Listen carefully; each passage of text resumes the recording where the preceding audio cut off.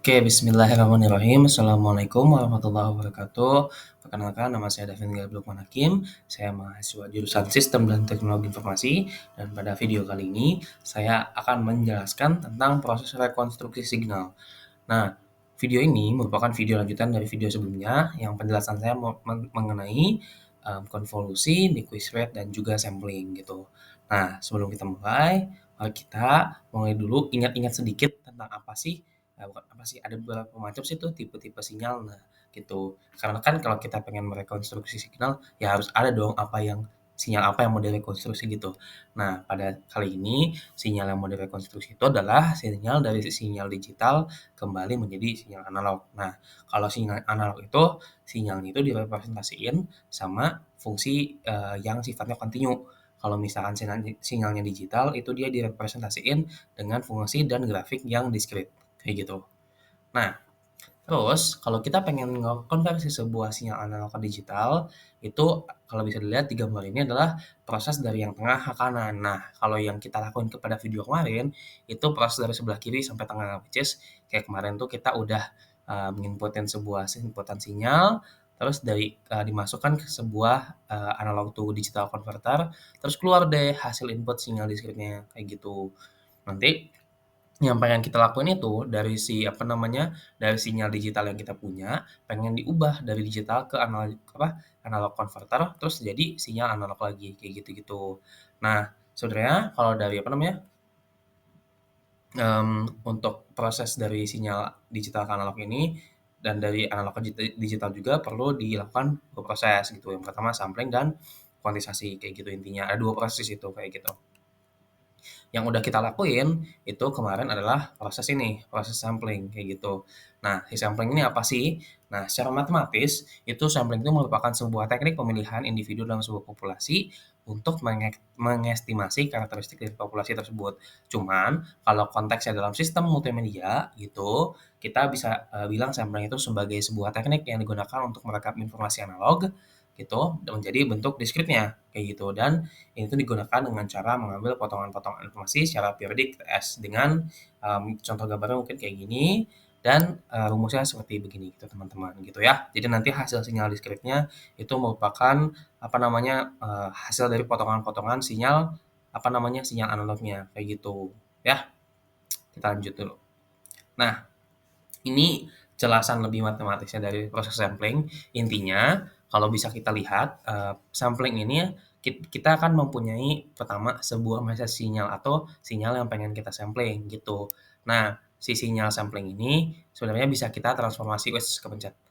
Kita bisa lakukan transformasi Fourier untuk dijadikan sebuah, ini hasilnya gitu, message signal yang parameter itu bukan T lagi, tapi jadinya omega. Nah, ini nanti bakal kepake, tapi, untuk sekarang kita biarin dulu aja kayak gitu.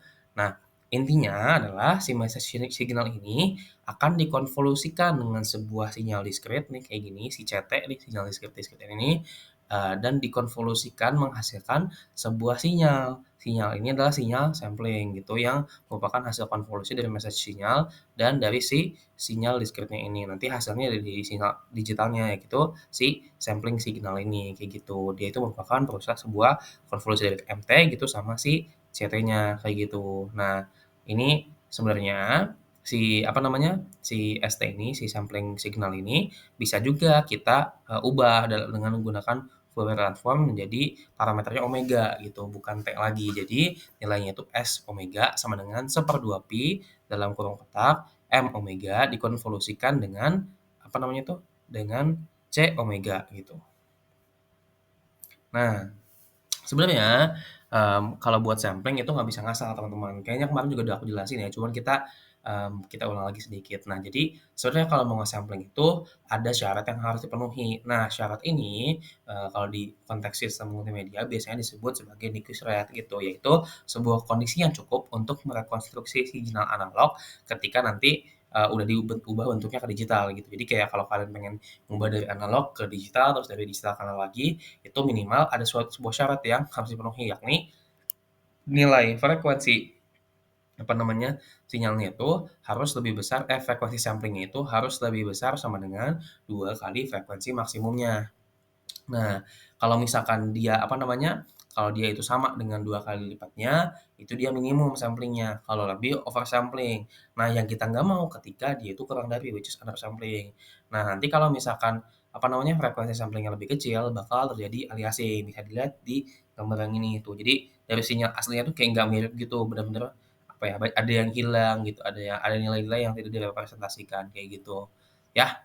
Kalau bisa dicontohkan misalkan ini Fmax-nya 20 Hz, berarti frekuensi sampling-nya harus minimalnya 40 Hz atau lebih, kayak gitu. Nah, kita lanjut dulu sedikit, itu ini ada sedikit contoh mengenai, apa namanya, perhitungan, Nyquist rate pada soal gitu. Ininya kalau yang di sini ini syarat-syaratnya aja sih yang di atas. Soalnya misalkan di sini kita disuruh nyariin Nyquist rate, dari sebuah dan intervalnya dari, sebuah sinyal gitu. Sinyalnya adalah MT, message sinyalnya itu MT, si cos 100 Vt ditambah 2 sin 200 Vt. Nah, sebenarnya ini bisa dikomposisi jadi 2 sinyal input gitu. Yang pertama X1T, yang kedua X2T. Yang pertama kan kalau X1T kita bisa ambil dari fungsi ini gitu, kita ambil omega 1-nya dan diambil dari fungsi yang ini omega 2-nya. 100pi dan 200pi. Nah, karena omega 1 itu lebih kecil dari omega 2, yang kita jadiin parameter buat ngedapetin frekuensi maksimumnya itu, si omega 2 gitu. Karena kalau kita ambil yang omega 1 nanti takutnya yang si omega 2 malah tidak terakomodasi gitu. Karena kan si apa syaratnya minimal itu apa harus lebih besar ya atau sama dengan gitu si frekuensi samplingnya dibanding si frekuensi apa namanya sinyal yang jadi message sinyal message signalnya gitu. Jadi kita ambilnya si omega yang kedua buat jadi omega m. Nah, kalau pengen dikonversi menjadi sebuah frekuensi maksimumnya berapa, berarti omega m itu dibagi dengan 2 pi di sini gitu. Hasilnya 200 dibagi 2, hasilnya 100 hertz kayak gitu. Nah, frekuensi sampling minimumnya kan itu 2 dikali 100 hertz ya gitu, karena kan 2 kali lipatnya FM kan kayak gitu, berarti hasilnya 200 hertz. Nah, kayak gitu berarti interval sampling-nya interval Nyquist intervalnya itu adalah yang minimal 200 hertz sampai ya entah terserah mau berapa, lebih besar lebih baik, kayak gitu teman-teman ya.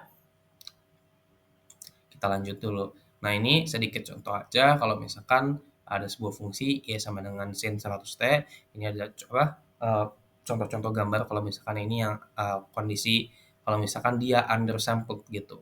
Ketika Fs-nya, apa namanya, yang ini 1 dikali Fmax gitu, bakal kayak gini bentukannya gitu. Kalau yang ini 1,5, nah ini agak kurang gitu buat merepresentasikan kayak gitu. Karena ya gimana orang si apa namanya, si nilai Fmax aja apa namanya, 100 gitu kan. Ini malah jadinya undersampling kayak gitu ya. Yang benar itu minimal 2 kali dari Fmax-nya kayak gitu. Kita lanjut dulu, karena tadi kita udah ngerti sedikit basic-basic ya, kalau misalkan pengen konversi dari, analog ke digital gitu, kayak kita recall sedikit materi kemarin gitu ya. Nah, sekarang ini sebenarnya proses dari, apa namanya, konversi dari digital ke analog tuh di sini. Nah, yang cara yang saya gunakan di sini adalah, pengen dijelasin itu adalah interpolasi gitu. Di sini bakal dijelasin dari pengertian interpolasinya, teknik-tekniknya gitu, mulai dari yang ideal interpolation, simple interpolation, linear interpolation, sama aku juga bakal jelasin penjelasan matematisnya kayak gimana gitu, buat yang ideal interpolation. Nah, si interpolasi ini merupakan sebuah teknik dalam pengolahan sinyal dan data yang digunakan untuk mengestimasi atau mengisi celah antara titik-titik data sinyal yang diberikan. Contohnya kayak bisa dilihat di sini kan, awalnya kita cuma punya sinyal diskrit kayak gini gitu, si sinyal apa namanya, digitalnya gitu dan pengen diinterpolasiin buat hasilnya kayak gini gitu, biar jadi sinyal analog lagi gitu. Jadi teknik ini membantu memulihkan data yang hilang gitu, atau menghasilkan data tambahan gitu ya. Nah, tujuannya itu dia itu, biar merekonstruksi sinyal kontinu dari sebuah data-data diskrit atau dari si fungsi sinyal digital kalau di sini gitu ya. Terus dia juga merapatkan data atau menghasilkan titik-titik antara data yang sudah ada. Dia juga, sebenarnya waktu penggunaan itu waktu penggunaan dan alasan memerlukan interpolasi itu ketika misalkan kita punya data nih, data-data dari sinyal gitu dan dia itu perlu direkonstruksi untuk merepresentasikan bentuk kontinu dari sinyal tersebut gitu. Kita nggak mau nilai-nilainya itu diskrit doang gitu. Terus dia juga berguna ketika proses audio, video, gambar, dan lebih banyak lagi sebenarnya di ini banyaknya di ranah sistem multimedia, kayak gitu. Kita lanjut dulu aja. Nah, contoh aplikasinya misalkan kalau misalkan ada kayak gambar yang dikompresi, itu bisa diperbaiki lagi kualitas gambarnya. Terus bisa juga mengurangi distorsi audio dalam rekaman musik, dan juga bisa digunakan untuk meningkatkan presisi dalam pengolahan data ilmiah. Intinya banyaklah penggunaan interpolasi ini, tapi yang mau kita lihat adalah dari proses rekonstruksi sinyal digital ke analog gitu. Nah, ada 3 tipe. Yang pertama ada ideal interpolation. Interpolasi ideal ini atau ideal interpolation adalah sebuah teknik interpolasi yang bertujuan untuk merekonstruksi sinyal dalam bentuk kontinu yang sempurna antar titik-titik sampel. Jadi intinya pengen ini tuh bentuk paling ideal dari sebuah interpolasi lah, kayak gitu simpelnya. Nah, si cara cara operasi cara operasi interpolasi ideal ini yang memungkinkan pengolahan data yang lebih halus dan kontinu. Dia juga mengurangi distorsi dalam rekonstruksi sinyal, dia juga meningkatkan resolusi dalam visualisasi sinyal, dan kalau misalkan kita lihat ini alur. Oke, maaf banget teman-teman, tadi ternyata pas aku cek lagi ngedit, mmm, videonya kepotong audionya, jadi harus aku record ulang sedikit dari bagian ini. Tapi kita lanjut aja, nggak apa-apa banget. Kita lanjutin dari alur dari interpolasi ideal ini. Nah, ini sebenarnya simpel banget. Dia cuma nyiapin si sampel signalnya aja yang sinyal dari sampling, terus dia bakal direkonstruksi menggunakan ideal low pass filter. Udah kayak gitu doang, simpel gak ribet kok. Nah, kita lanjutin aja. Oh ya sedikit, lewat tadi, ini adalah fungsi HT ya, atau, frekuensi respons dari ideal low pass filter gitu. Nah, kita bisa lihat selanjutnya, masuk ke simple interpolation atau zero order hand gitu. Nah, si zero order, hold ini adalah sebuah metode interpolasi sederhana yang mempertahankan nilai titik sampel sebelumnya hingga sampel berikutnya. Nah, kayak gitu. Dia ini cara beroperasinya simpel banget. Dia awalnya mengunci nilai sebelumnya sampai sampel berikutnya tiba, dan juga bakal menghasilkan sebuah bentuk representasi tangga dalam rekonstruksi sinyalnya dengan bentuk seperti berikut. Kayak gitu bentuk fungsinya nanti. Nah, nanti bakal dapat ini tuh dapat diperoleh dari, pemfilteran impuls train menggunakan filter interpolasi, kayak gitu. Nah, ini contoh gambaran di samping, ada si frekuensi respons dari zero order hold-nya dibandingkan dengan dengan ideal interpolating filter. Jadi ini yang zero order, kalau yang ini yang ideal interpolating filternya. Nah, kalau yang gambar yang B, itu merupakan ideal compensated reconstructed filter. Nah, ini tuh untuk dipakai dengan zero order hold input, kayak gitu. Selanjutnya kita lanjutin dulu, masuk ke bagian linear interpolation atau first order hold. Nah, si first order hold ini merupakan sebuah metode interpolasi yang menyeratkan penggunaan fungsi linear untuk melakukan interpolasi. Dia juga menghasilkan garis lurus dengan kemiringan yang menghubungkan titik-titik sampel. Jadi intinya kurang lebih si first order hold ini menggunakan gradient gitu ya, kalau bisa dibilang, menggunakan kemiringan gitu. Nanti bentukan hasilnya bakal diperoleh dari sini nih, dari si fungsi gini, gitu. Dan itu dapat diperoleh dengan pemfilteran impulse train atau nilai-nilai impuls dengan filter interpolasinya, kayak gitu. Nah, ini contoh-contohnya, ada ideally sampled signal, ada piecewise linear signal, ada juga impulse response atau first order hold gitu. Nah, karena kita udah bahas, jenis-jenisnya semua, kita masuk ke interpolasinya sendiri, gitu. Nah, si interpolasi ini simpel banget juga ternyata caranya kalau dilihat secara matematik. Nah, ini aku mau coba lihat dari yang pakai ideal low pass filter tadi, berarti ideal interpolation, gitu. Nah, seperti yang kita tahu kalau biasanya, kita tuh kalau buat si ideal low pass filter ini, pakai ideal interpolation itu butuh si sampling, signal yang diperoleh dari message signal yang dikonvolusikan dengan discrete signal kayak gitu dengan menggunakan sampler ini gitu. Nah, si MT ini bisa diturunkan dengan Fourier transform, begitu juga dengan si, ST ini, hasilnya bakal jadi kayak gini kurang lebihnya.